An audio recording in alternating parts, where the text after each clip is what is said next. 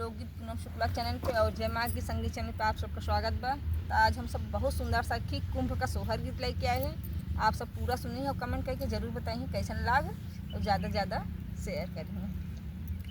भोरवाई उठली बाहुरिया त सासू पैया लागई त सासू पैया लागई हो।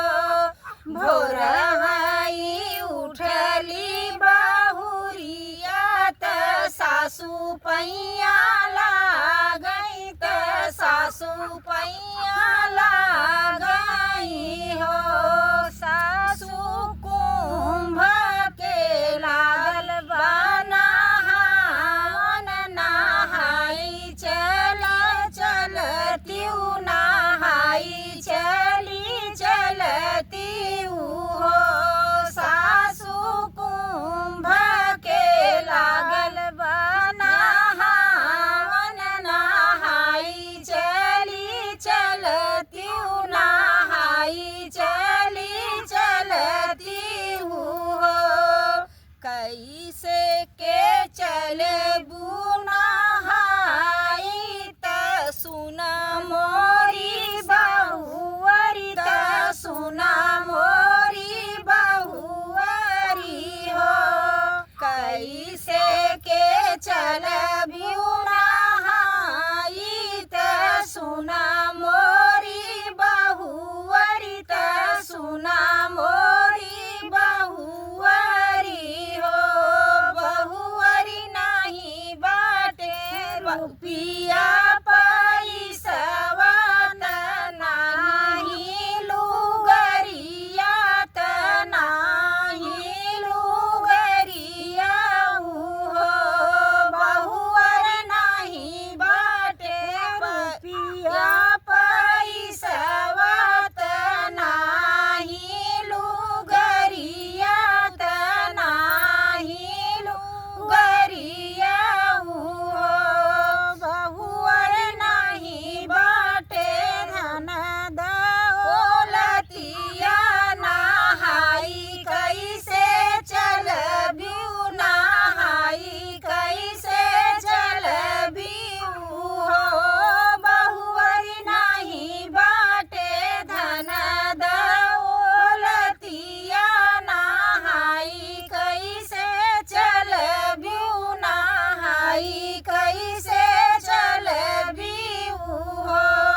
तू ही मोरी सासू से सासू तू ही मोरी मैया तू ही मोरी मैया हो।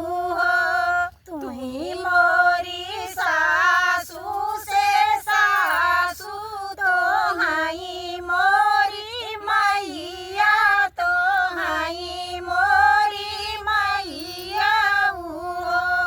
सासू हरि जी से मांगबई रुपैया नहाई हम चलबई नरिया खरीदबई चुनरिया खरीदबई हो।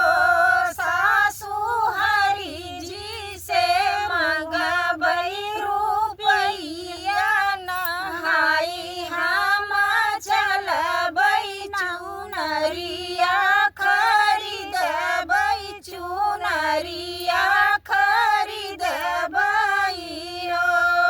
बांधिली बहुअर गठरिया त तिल के तिलवा त तिल के तिल बांधिली बहुअर गठरिया त सासू संग नहाई चली सासू संग नहाई चली हो।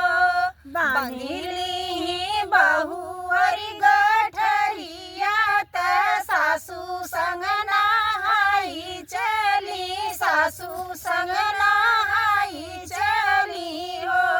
बहुअरी गंगा जी में करुआ स्नान त काऊ दान देबिउ का